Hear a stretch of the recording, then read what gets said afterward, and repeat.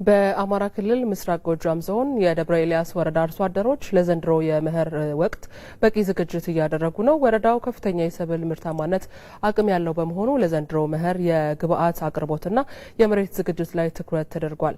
የደብረ ኤልያስ ወረዳ ኮሚኒኬሽን ያደረሰን ዘገባ አባዲ ወይና ያቀርበዋል። ኢትዮጵያ የምግብ ዋስትናዋን ለማረጋገጥ የመሬት አጠቃቀምን በማዘመን በዓመት የሚታረሰውን መሬት መጠን ለማሳደግ ትኩረት ሰጥታለች። በዚህም በዓመት አንዴ ብቻ ምርት ይሰጡ የነበሩ አካባቢዎች ከሁለት ጊዜ በላይ ማምረት ጀምረዋል።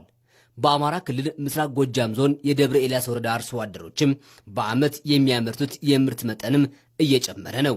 በወረዳው የዘንድሮ የመኸር ወቅት የእርሻ ዝግጅት ስኬታማ ለማድረግ ሰፊ እንቅስቃሴ እየተደረገ ይገኛል። ወረዳው ከፍተኛ የሰብል ምርታማነት አቅም ያለ በመሆኑ ለዘንድሮ መርሃ ግብር የግብዓት አቅርቦትና የመሬት ዝግጅት ላይ ትኩረት ሰጥቷል። እንደ እርሻ ማሳ ለጤፎች ማሳ እያለሳለስን ያው ለመዝራት ዝግጅነት እያደረግን ነው። በእርሻ ድግግሞሽ እያረሱ ያው ስንዴ የሚሆኖችን እያረስን እንገኛለን። በቆሎ ያው ባለፈው ዘርተናል።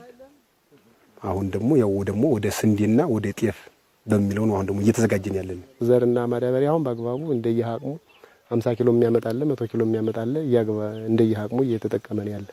አርሶ አደሮቹ በሜካናይዜሽን አማካኝነት ዝግጅታቸውን እያከናወኑ ነው። በዚህም በዘመናዊ መሳሪያዎችና ትራክተሮች ማሳቸውን እያረሱ ነው። የትራክተሮችም በዚህ ሰሞን ገብተውልናል። ያው እያሳረስን ነው። በእርሻም መቼም እንግዲህ በበሬ ከማረስ በዚህ በትራክተር ማረስ በጣም ጉልበት ይቀንሳል። ደግሞ ወደፊት ምርታማ ተዚህ በቀደም የተሰልሉ አሉ። ምርታማነት በአብላጫ ይገኛል። አንድ ላይ መዝራት ማለት ጤፍን በአንድ እግር፣ በቆሎን በአንድ እግር፣ ስንዴን በአንድ እግር መዝራት ማለት ለተባይ ርጭት ምቹ ይሆናል በማለት ነው። ስንዴን ለኮምባይነር አልፎ አልፎ በየእንትኑ እየገባ ለመሰብሰብ ስለማይመቸው ለኮምባይነር ምቹ ነው ለሱ።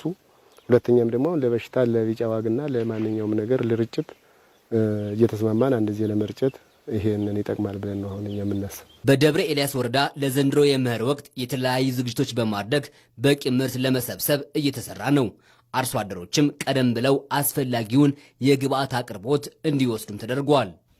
በበጀት ዓመቱ የያዝነው ግብዓት ዳፕ 65000፣ ዩሪያ 52000 በድምሩ 117000 ዳፕ ቅር ተይዞ እስካሁን 52000 በሁለቱም ድምር ግብዓት ገብቷል። እሱ ገብቶ ለአርሶ አደሩ በወቅቱ እየተሰራጨለት ነው ያለ ማለት ነው። በየቦታው በየቀበሌው ተሰራጭቶ ዘራቸውን በአግባቡ ይዘሩበታል። የስንዴ ክላስተራቸውን ደግሞ አሁን ምርጥ ዘር ቀርቧል። ምርጥ ዘራቸውን እየወሰዱ ነው። ስንዴ ክላስተር ደግሞ ጊዜው ሲደርስ ደግሞ ስንዴ ክላስተራቸውን ይዘራሉ ማለት ነው። በደብረ ኤልያስ ወረዳ በዋነኝነት ከፍተኛ ምርት የሚገኝባቸው ስንዴ፣ በቆሎ፣ ጤፍና ባቄላ በሰፊው እየተዘሩ ይገኛሉ።